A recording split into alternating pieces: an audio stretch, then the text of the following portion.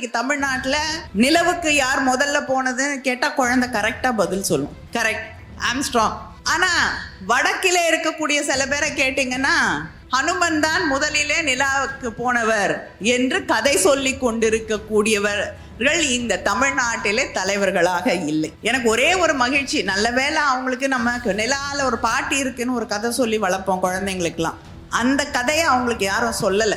இல்லைன்னா முதல்ல போய் இறங்கினது நிலால இருக்க அந்த பாட்டி, அது திரும்பி வரவே இல்லை, அங்கே இருக்கு பாருன்னு இருப்பாங்க. இன்னைக்கு ஜாதி அப்படிங்கிறது ரொம்ப அழகான விஷயம், ரொம்ப முக்கியமான விஷயம், பாதுகாக்க வேண்டிய விஷயம்னு பல பேர் பேசிக்கொண்டிருக்கிறார்கள். ஆனால் சித்தர் மரபிலே ஜாதியை தூக்கி எறிந்திருக்கிறோம். எலும்புல தோல்ல ஜாதி என்னன்னு இலக்கம் விட்டிருக்கான்னு கேள்வி கேட்ட தமிழர்கள் நாம். தமிழ்நாட்டிலே எத்தனையோ சாதனைகளை செய்வோம். ஆனால் அதையெல்லாம் ஏதோ வாழ்க்கையில் தினம் நடக்கக்கூடிய அனுதினமும் நாம் கடந்து செல்லக்கூடிய ஒன்றாக மாற்றி அதை கடந்து சென்று விடுகிறோம். ஆனா நிறைய பேர் இருக்காங்க, எதையுமே செஞ்சிருக்க மாட்டாங்க. வேற யாராவது செஞ்சதுக்கு கூட தான் கல்வெட்டு எழுப்பி பதிவு போட்டு கொண்டு இருப்பார்கள். கோயிலுக்குள்ள யாரும் வரக்கூடாது, நாங்க மட்டும்தான் இருப்போம், நாங்க மட்டும்தான் போக முடியும், கோயிலெல்லாம் எங்களுக்கு தான் சொந்தம்னு சில பேர் சொன்னாங்க ஒரு காலகட்டத்திலே. இப்பொழுது எல்லாரும் கோயிலுக்குள்ள வரலாம் என்ற நிலை வந்த பிறகு சில பேர் சொல்லிட்டு இருக்காங்க, ஏன் கோயில் அரசாங்கம் கையிலே வைத்துக் கொள்ள வேண்டும், அவங்கவுங்களுக்கு கொடுத்துருங்க, அவங்கவுங்க நடத்தட்டும். யாருக்கு கொடுக்கறதுன்னு தெரியல, அது அடுத்த கேள்வி.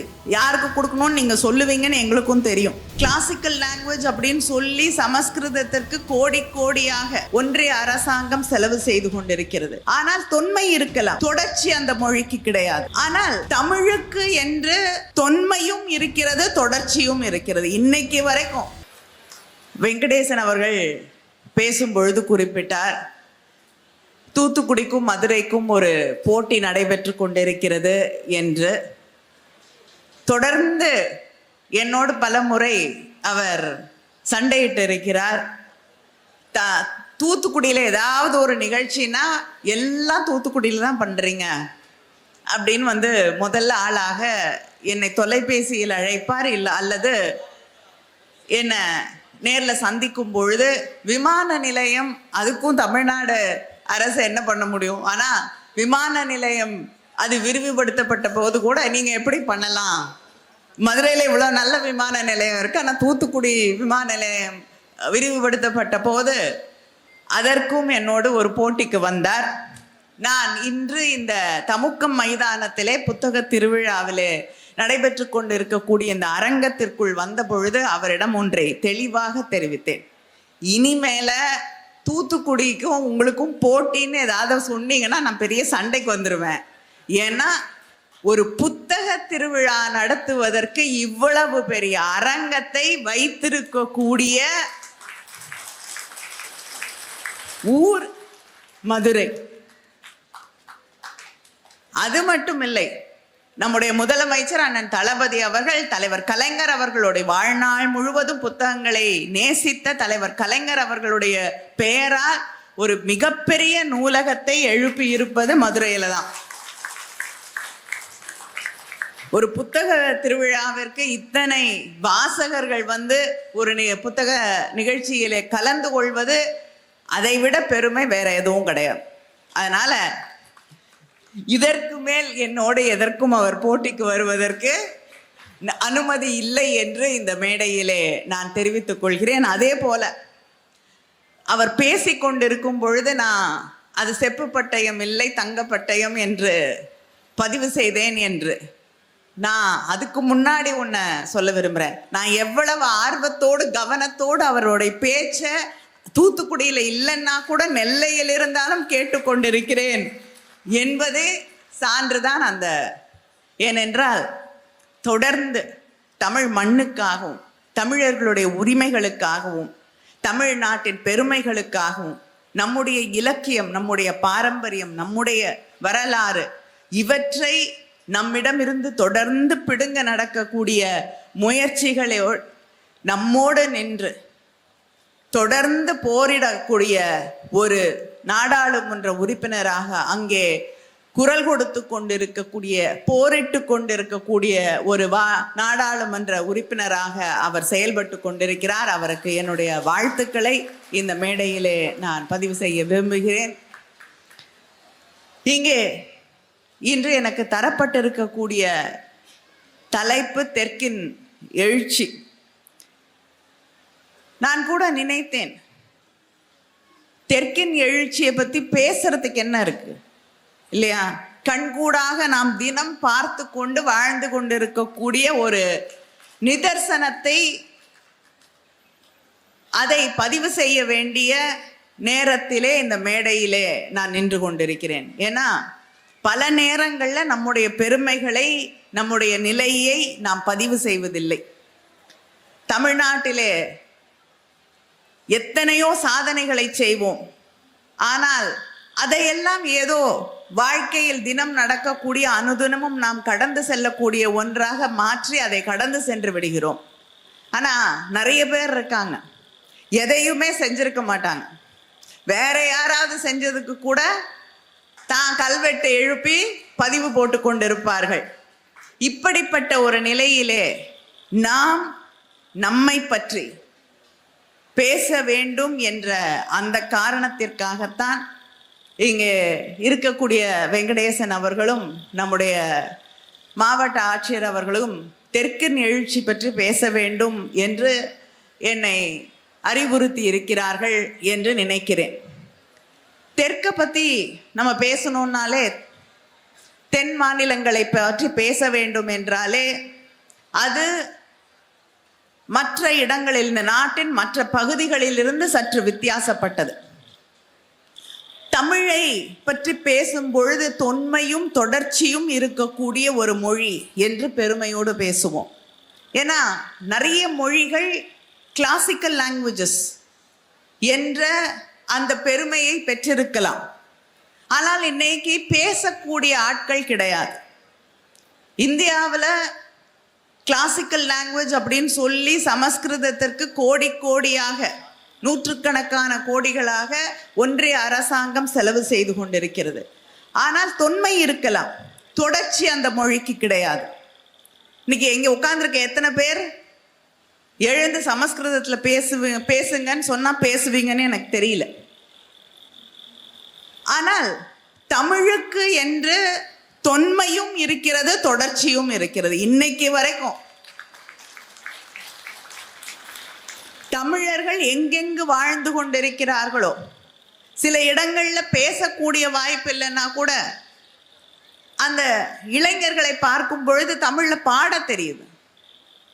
வீட்டில் சொல்லக்கூடிய பழமொழிகளை நினைவிலே வைத்துக்கொண்டு சொல்லுகிறார்கள், சில வார்த்தைகளை சொல்லுகிறார்கள், கற்றுக்கொள்ள வேண்டிய ஆர்வம் இருக்கிறது. தமிழ் பேசக்கூடிய பல பகுதிகளில், மலேசியாவா இருக்கட்டும், சிங்கப்பூரா இருக்கட்டும், இலங்கையாக இருக்கட்டும், தமிழகம் என்று இன்று வரை சங்கம் வளர்த்த இந்த மதுரையிலே அன்று பேசிய அந்த மொழியின் தொடர்ச்சி இன்று வரை இந்த மண்ணிலே இருக்கிறது. இதுதான் தமிழுக்கும் மற்ற மொழிகளுக்கும் இருக்கக்கூடிய ஒரு மிகப்பெரிய வித்தியாசம். செம்மொழி அப்படின்னு சொல்லி ஒரு காலகட்டத்திலே பேசிய மொழி என்னுடைய மொழி இல்லை. இன்று வரை நான் பேசக்கூடிய, என்னுடைய எதிர்கால தலைமுறை பேசக்கூடிய அந்த தொடர்ச்சி இருக்கக்கூடிய மொழி என்ற பெருமை பெற்ற மொழி தமிழ் மொழி. அந்த பெருமை இருப்பதால் தான் நமக்கும் பல பேருக்கும் வித்தியாசம் இருக்கு. தூத்துக்குடியிலே பேசிய வெங்கடேசன் அவர்கள் பேசும் பொழுது, இன்னைக்கு மகாராஷ்டிரால அவங்களுடைய மொழி, அந்த மொழிக்கு பேர் மோடி. நான் வேற எந்த அரசியலும் பேசல, ஆனா அந்த மொழியுடைய அவர்கள் எழுத்து வடிவதற்கு பேர் மோடி. அந்த எழுத்து வடிவம் இன்று அங்கே இல்லாமலே போய்விட்டது. மகாராஷ்டிரால அதை எழுதக்கூடியவர்கள் யாரும் இல்லை. ஏனென்றால் அவர்கள் ஹிந்தி திணிக்கப்பட்ட போது அதை ஏற்றுக்கொண்டார்கள்.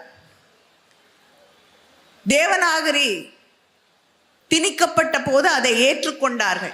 ஆனால் தமிழ்நாட்டில் தான் மொழி போர் நடந்தது. இன்று வரை நம் எழுத்து வடிவம் பாதுகாப்பாக இருக்கிறது. எழுத்து வடிவம் மாறி இருக்கு அப்படின்னா அது காலத்தின் போக்கிலே மாறிய எழுத்து வடிவம். யாரும் நம்ம மேல கொண்டு வந்து எந்த எழுத்து வடிவத்தையும் திணித்து விடவில்லை. தமிழுக்கு என்று தனித்துவமான ஒரு எழுத்து வடிவம் இருக்கிறது. அதுதான் தமிழ்நாட்டுக்கு தென் மாநிலங்களுக்கும் மற்ற இடங்களுக்கும் இருக்கக்கூடிய வித்தியாசம். அதை தாண்டி ஒரு கண்டினியூட்டி அப்படின்னு சொல்லக்கூடிய ஒன்று, தென் மாநிலங்களிலே ஒரு பாதுகாப்பு இருந்தது. வேறு ஒருவர் வந்து இங்கே ஆட்சி செய்து கொண்டிருக்கக்கூடிய காலகட்டத்திலே நம்முடைய மொழியை, நம்முடைய பண்பாட்டை, நம்முடைய கலைகளை, இலக்கியத்தை நாம் விட்டு கொடுத்து விடவில்லை.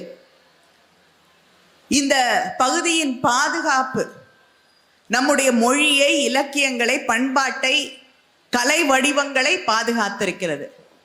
ஆனா இதெல்லாம் பாதுகாப்பா இருந்திருக்கு. வெளியிலிருந்து யாரும் இங்க பெரிய அளவுக்கு வந்து ஆட்சி செய்து விடவில்லை, அதனால் பாதுகாப்பாக இருக்கிறது என்றால் இல்லை. இதற்கான நாம் கொடுத்திருக்கக்கூடிய விலை இருக்கிறது. அதையும் மீறி தமிழர்கள் இங்க யாரும் வரல, அதனால நம்ம இதுதான் உலகம், தமிழ்நாடு மட்டும்தான் உலகம், சேர சோழ பாண்டியர்களோடு எங்களுடைய உலகம் முடிந்து விட்டது என்று வாழ்ந்தோமா என்றால் இல்லை. உலகம் முழுவதும் நம்முடைய கப்பல்களை செலுத்தி வாணிகம் செய்தவர்கள் தமிழர்கள், கடாரம் கொண்டவர்கள் தமிழர்கள். எத்தனையோ நாடுகளுக்கு போர் படைகளை அனுப்பி அங்கே வெற்றி கொடியை நாட்டியவர்கள் தமிழர்கள். சேரனை பற்றி பேசும் பொழுது தமிழ் இலக்கியம் சொல்கிறது, அவனுடைய கலங்கள் போகக்கூடிய கடலிலே வேறு எந்த அரசனின் கலங்களும் போக முடியாது. அந்த அளவிற்கு கடலிலே ஆளுமை பெற்றவர்கள் சேரர்கள் என்கிறார்கள். பாண்டியர்களுடைய பிரதிநிதிகள் எவ்வன நாட்டிலே இருந்திருக்கிறார்கள். அவங்களுடைய பாண்டிய முத்துக்களுக்கு ஈடாக வேற எந்த முத்துக்களும் கிடையாது என்று யூதர்களின் புனித நூலிலே குறிப்பிடப்பட்டிருக்கிறது. அந்த நூலை பத்தி நான் பேசல, ஆனா அந்த காலத்திலேயே பதிவு இருக்கிறது என்றால் இதை பற்றிய ஒரு அறிவு இருந்திருக்கிறது. தமிழர்களுடைய முசிறி சேர நாட்டிலே இருக்கக்கூடிய துறைமுகம் உலகத்திலே மிகப்பெரிய பேறு பெற்றிருக்கக்கூடிய ஒன்று. கொர்க்கை என்று வரிசையாக காவிரி பூம்பட்டினம், தமிழர்கள் ஒரிசாவில் இருக்கக்கூடிய அங்கே இருக்கக்கூடிய துறைமுகங்களை கூட தன் ஆளுமையின் கீழே வைத்திருக்கக்கூடியவர்கள். ஆனால் நம்முடைய அரசர்கள் போருக்கு படையை அனுப்பிய போது தான் வென்ற நாடுகளை அடிமைப்படுத்தியதில்லை. அங்கே இருக்கக்கூடிய மொழியை, நாகரிகத்தை, கலாச்சாரத்தை அவர்கள் அழித்துவிட வேண்டும் என்று எண்ணியதில்லை. வெற்றி பெற்றார்கள். தன்னுடைய வெற்றியை அங்கே நிலைநாட்டினார்கள். ஆனால் மறுபடியும் அங்கே இருக்கக்கூடிய மனிதர்களை மதித்து அவர்களிடம் அந்த நாட்டை ஒப்படைத்து விட்டு, இனிமேல் எங்களோடு வியாபாரம் செய்யுங்கள், எங்களோடு நல்லுறவு வைத்துக் கொள்ளுங்கள் என்று காலனைஸ் பண்ணதில்லை. காலனிய அதிகாரத்தை அவர்கள் எந்த நாட்டின் மீதும் செலுத்தியதில்லை. விட்டு விட்டு வந்து மனிதர்களை மனிதர்களாக மதித்தவர்கள் தமிழர்கள் என்ற அந்த பெருமை நம் அரசர்களுக்கு உண்டு. இதுதான் நமக்கும் மற்றவர்களுக்கும் இருக்கக்கூடிய வித்தியாசம். யாரையும் அடிமைப்படுத்தவும் இல்லை, யாருக்கும் அடிமைகளாகவும் நாம் வாழ வேண்டிய அவசியம் இல்லாமல் வாழ்ந்தவர்கள். உலகம் முழுவதும் இருக்கக்கூடிய மனிதர்களோடு உறவு வைத்திருந்தவர்கள். காவேரி பூம்பட்டினத்தை பத்தி இலக்கியத்துல பேசும் பொழுது சொல்கிறார்கள், காவேரி பூம்பட்டினத்துக்கு வெளிநாட்டில் இருக்கக்கூடியவர்கள் வந்து வியாபாரம் மட்டும் செஞ்சுட்டு போல, வேறு மொழி பேசக்கூடியவர்கள், வேறு நாடுகளில் இருந்து வரக்கூடியவர்கள் வசித்தார்கள். அவங்க வந்துட்டு தன்னுடைய பொருட்களை விற்றுவிட்டு அடுத்த கப்பல்ல ஏறி திரும்பி போல, இங்கே இருக்கக்கூடிய மனிதர்களோடு தாங்களும் சேர்ந்து இங்கே வாழக்கூடிய ஒரு நிலை தமிழர்களுடைய இந்த நாட்டிலே இருந்திருக்கிறது. அப்பொழுது தமிழர்களுடைய உலக அறிவு, உலக உறவுகள், எப்படிப்பட்ட ஒன்றாக இருந்திருக்கும் என்று நாம் புரிந்து கொள்ள வேண்டும்.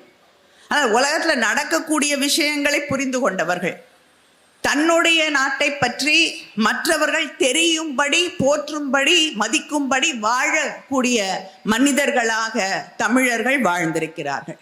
இதுதான் மற்றவங்களுக்கும் நமக்கும் வித்தியாசம்.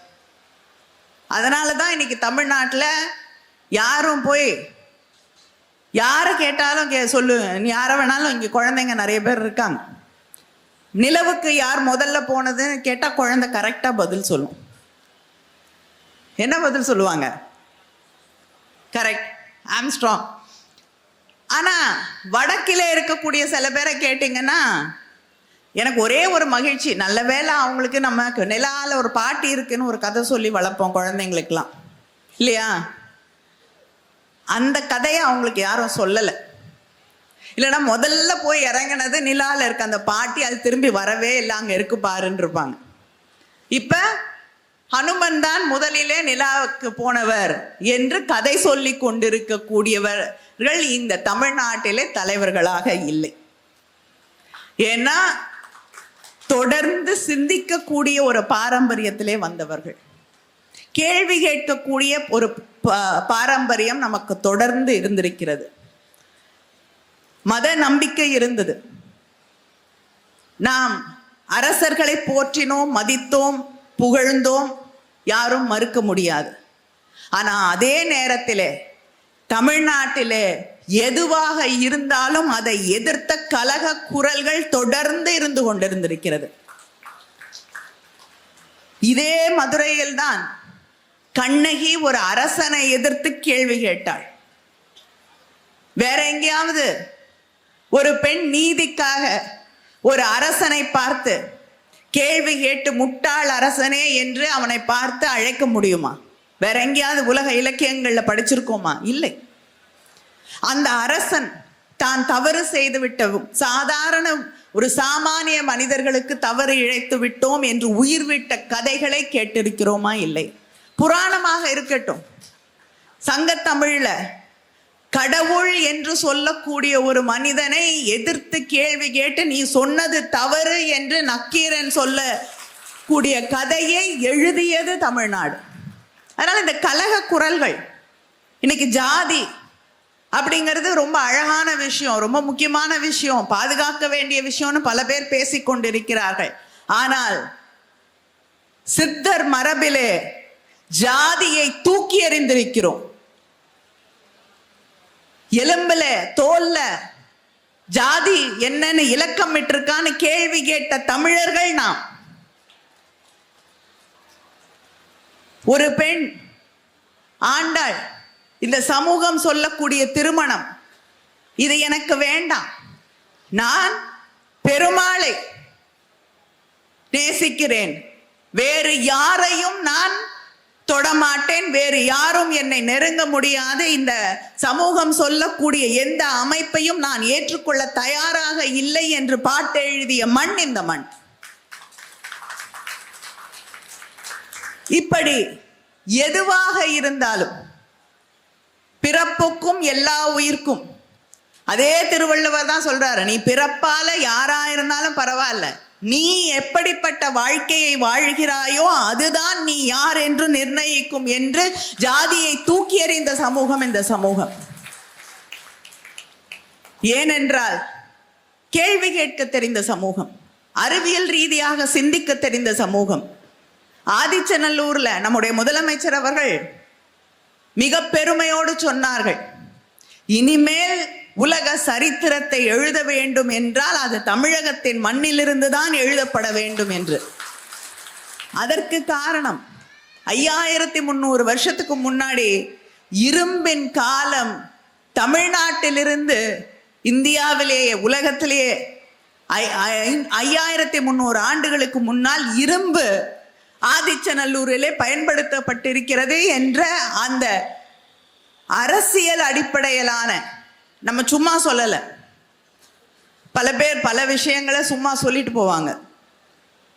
ஆனால் முதல் பிளாஸ்டிக் சர்ஜரி எங்கே நடந்ததுலாம் கண்டுபிடிச்சி சொல்லியிருக்கக்கூடிய பிரதமர்கள்லாம் இருக்காங்க.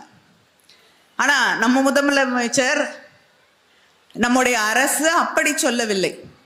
புளோரிடா, பூனா, இந்த இடங்களுக்கெல்லாம் அங்கே இருக்கக்கூடிய டெக்னாலஜிக்கல் லேப்ஸுக்கு அனுப்பி அந்த காலத்தை அறுதியிட்டு தெளிவாக எடுத்து உரைத்திருக்கிறோம். 5300 ஆண்டுகளுக்கு முன்னால் தமிழன் இரும்பை பயன்படுத்தி இருக்கிறான். எல்லாருக்கும் முன்னாடி அந்த இரும்பை பயன்படுத்த வேண்டும் என்றால் நாம் சிந்தித்து பார்க்க வேண்டும், அதுக்கு எவ்வளவு அறிவு இருந்திருக்க வேண்டும் என்று.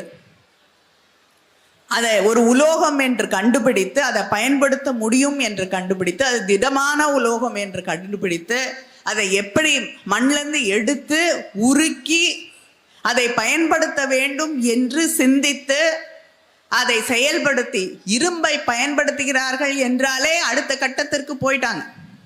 5300 வருஷத்துக்கு முன்னாடி விவசாயம் செய்த நாகரீகம் தமிழ் நாகரீகம். அதனால அந்த அறிவியல் அறிவு, கேள்வி கேட்க தெரிந்த மனிதர்கள் வாழ்ந்த மண் இந்த மண். அதன் தொடர்ச்சிதான் இன்று இந்த தமிழ்நாட்டிலே திராவிட இயக்கம் உருவாவதற்கு காரணம். ஏன்னா தொடர்ந்து யார் எந்த கருத்துக்களை இங்கே கொட்டிவிட்டு சென்றாலும் அதை சீர்தூக்கி பார்த்து தூக்கி எறிந்து எது வேண்டும் எது வேண்டாம் என்று தெளிந்த முடிவெடுக்கக்கூடிய மண் இந்த மண், மனிதர்கள் இந்த மனிதர்கள்.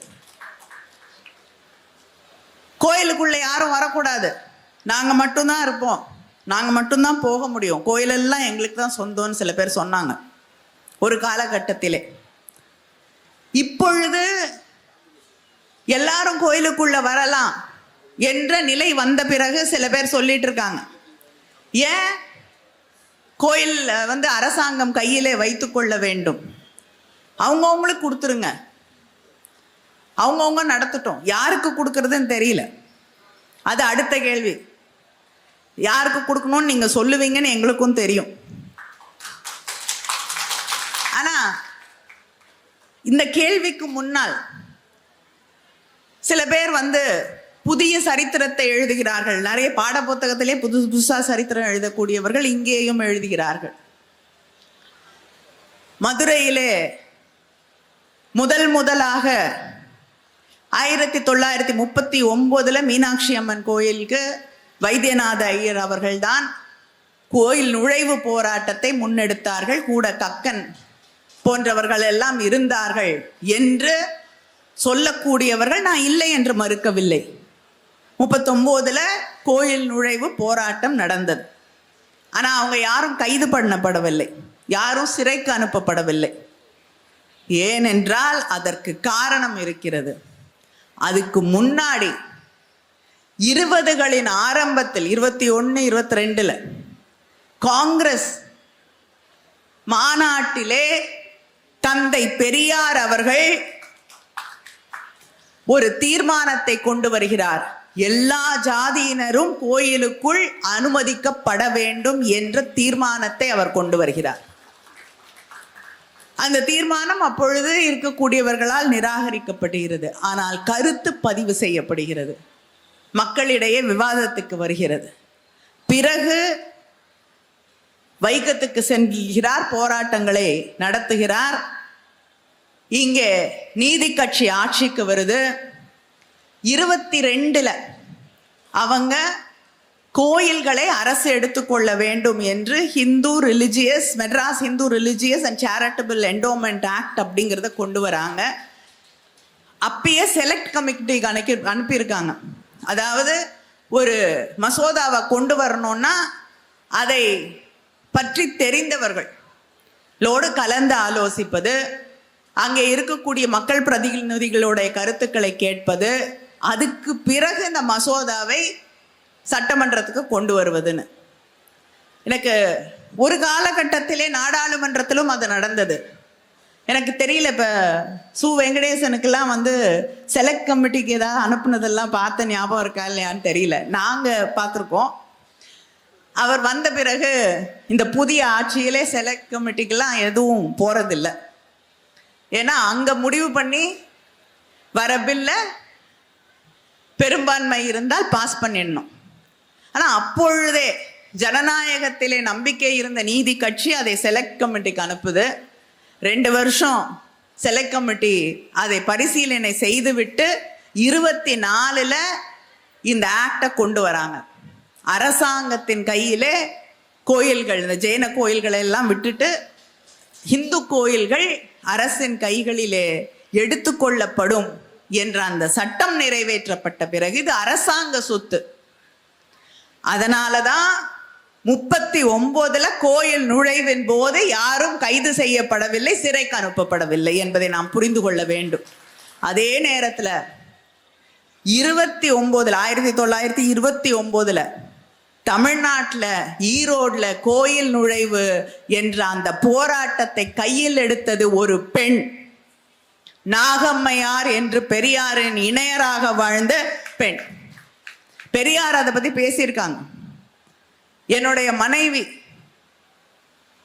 இயக்க தோழர்கள் கோயில் நுழைவு எல்லா ஜாதியினரையும் அழைத்து கொண்டு சென்ற பொழுது அவர் மீது வழக்கு பதிவு செய்யப்பட்டது, தண்டனை விதிக்கப்பட்டது. வழக்காடு மன்றத்திலே வழக்கு அறிஞர்களை வைத்து வாதாடித்தான் நான் அவர்களை மீட்டெடுத்தேன் என்று அவரே பதிவு செய்கிறார். அதுவரைக்கும் அவர் தர்மகர்த்தாவாக இருக்கிறார். கடவுளை பற்றி அவருக்கு எனக்கு வெவ்வேறு கருத்துக்கள் இருக்கலாம். ஆனால் நான் என்னுடைய நிர்வாகத்தை சரியாக செய்தேன். என்னுடைய குடும்பத்தினர் பல லட்சங்களை கோயில்களுக்காக செலவு செய்திருக்கிறார்கள். ஆனால் அந்த கோயில்களிலே வேறு இனத்தவரை, ஜாதியினரை அனுமதிக்கவில்லை. நான் கொண்டு வர வேண்டும் என்று நினைத்த மாற்றங்கள் எதையுமே அவர்கள் அனுமதிக்கவில்லை. மனிதர்களை ஏற்றுக்கொள்ளாத இடத்திலே மனிதர்களாக நான் இருக்க விரும்பவில்லை, நான் வெளியே வந்து விட்டேன் என்று பதிவு செய்கிறார். அதனால தமிழ்நாட்டில் முதல் கோயில் நுழைவு போராட்டத்தை தலைமையேற்று நடத்தியது நாகம்மையார் என்ற ஒரு பெண். பெண்கள் சங்கத்துல பாட்டு மட்டும் எழுதல, போராட்டங்களிலும் முன்னணியிலே நின்று போராடிய மண்தான் இந்த தமிழ்நாடு என்பதை நான் இங்கே சொல்ல விரும்புகிறேன். இப்படி எத்தனையோ பெருமைகள், எத்தனையோ கலகங்களுக்கு முன்னோடியாக, மாற்றங்களுக்கு முன்னோடியாக இருந்திருக்கக்கூடிய மண் தான் இந்த தமிழ்நாட்டு மண். அதனால தான் இன்னைக்கு தெற்கு உயர்ந்து கொண்டே போகிறது, எழுந்து கொண்டே போகிறது. தலைவர் கலைஞர் அவர்களுடைய ஆட்சியிலே, இந்த திராவிட இயக்கத்தின் அடியொற்றி வந்த தலைவர் கலைஞர் அவர்களின் ஆட்சியிலே தான், திராவிட முன்னேற்ற கழகத்தின் ஆட்சியிலே தான் ஃபர்ஸ்ட் ஐடி பாலிசி யாருமே யோசிக்கல. கம்ப்யூட்டர்ஸை பற்றி, தகவல் தொழில்நுட்பத்தை பற்றி யாருமே சிந்திக்காத ஒரு காலகட்டத்திலே திருக்குவளையிலே ஒரு கிராமத்திலிருந்து வந்த ஒரு மனிதன் தான் சிந்தித்தார். பள்ளிக்கூடங்கள் இன்னைக்கு சிலிகான் வேலையிலையும் ஐடியிலையும் வேலைக்கு இருக்கக்கூடிய மாணவர்கள் பெருமையோடு அங்கே செல்கிறார்களே, அதற்கு வித்தவிட்டவர் தலைவர் கலைஞர் அவர்கள். தந்தை பெரியாரின், பேரறிஞர் அண்ணாவின் வழியிலே வந்தவர். இன்று நம்முடைய முதலமைச்சர் அவர்கள் $1 trillion எக்கானமி அப்படின்னு பேசிக்கொண்டிருக்கிறார்கள். பல பேர் பல கேள்விகளை கேட்டுக்கொண்டிருக்கிறார்கள். நான் ஒன்றே ஒன்று ஒப்பீட்டை சொல்லிவிட்டு நிறைவு செய்ய விரும்புகிறேன். ஒரு காலகட்டத்திலே தமிழன் தன்னுடைய மொழியை, தன்னுடைய பெருமைகளை, ஏன்னா இந்த மண் மதுரையிலே சங்கம் வைத்து தமிழ் வளர்த்த மண். சங்கம் வச்சு தமிழ் வளர்க்கணும்னா பல ஊர்கள்ல இருந்து வந்து புலவர்கள், கவிஞர்கள், சிந்தனையாளர்கள், எழுத்தாளர்கள் என்று அத்தனை பேரும் வந்து இங்கே வாழ்ந்த மண். எல்லோரையும் அழைத்து மொழியை கொண்டாட வேண்டும் என்று நினைத்த மண். அதுதான் தமிழுடைய பாரம்பரியம். தமிழை, தமிழின் வீரத்தை, தமிழின் பெருமைகளை நம்முடைய வேந்தர்கள் பாதுகாத்தார்கள். அதே நேரத்தில் அவங்களுக்கு புரிஞ்சுது எந்த அளவுக்கு தொழில் வளர்ச்சி முக்கியம், எந்த அளவிற்கு வியாபாரம் முக்கியம் அப்படிங்கிறத புரிந்து கொண்டவர்கள் தமிழர்கள். அந்த பாரம்பரியத்தில் வந்திருக்கக்கூடிய நம்முடைய திராவிட மாடல் ஆட்சி இன்னைக்கு ஜெர்மனிக்கு போயே தொழில் முதலீடுகளை கொண்டு வருகிறது. ஆக்ஸ்போர்ட்ல போய் பெரியாரை பற்றி தமிழகத்தை பற்றி பேசக்கூடிய அதே நேரத்திலே அங்கிருந்தும் முதலீடுகளை கொண்டு வருகிறார். அதனால தமிழின் பெருமை, தமிழ் மொழியின் பெருமை, தமிழின் தொடர்ச்சி, நம்முடைய உரிமைகள் தொடர்ந்து நமக்கு தர வேண்டிய தமிழன் கிட்ட இருந்து இன்னொரு விஷயத்தை எல்லாரும் கத்துக்கிட்டாங்கன்னா எல்லா நாடுகளுமே நல்லா இருக்கும். அது அமெரிக்காவா இருக்கட்டும், ஒன்றிய அரசாங்கமாக இருக்கட்டும். காவிரி பூம்பட்டினத்துல அங்கே வியாபாரம் செய்த வியாபாரிகளை பற்றி ஒரு பதிவு இருக்கிறது. கொண்டி என்று நினைக்கிறேன், காவிரி பூம்பட்டினம். அங்கே இருக்கக்கூடிய வியாபாரிகள் தன்னுடைய பொருள் இன்னொருத்தருடைய பொருள் வேறுபடுத்தி பார்த்ததில்லை. தன்னுடைய பொருளுக்கு எப்படி விலை நிர்ணயம் செய்து மரியாதையோடு அது வாங்கப்பட வேண்டும் என்று நினைக்கிறார்களோ அதே போல தான் வாங்கக்கூடிய பொருட்களுக்கும் அதே மரியாதை கொடுத்து வாங்குவார்களாம். தன்னுடைய பொருள் மற்றவருடைய பொருள் வேறுபடுத்தி பார்க்காதவர்கள் அங்கே இருக்கக்கூடிய வியாபாரிகள் என்றார்கள். இந்த பாடத்தை ஒன்றிய அரசாங்கம் மற்ற நாடுகளிலே இருக்கக்கூடிய தலைவர்கள் கற்றுக்கொண்டால், தமிழன் சொல்லிக் கொடுத்த இந்த பாடத்தை கற்றுக்கொண்டால் இந்த நாடு மட்டுமல்ல இந்த உலகமும் எழுச்சி பெறும். நன்றி, வணக்கம்.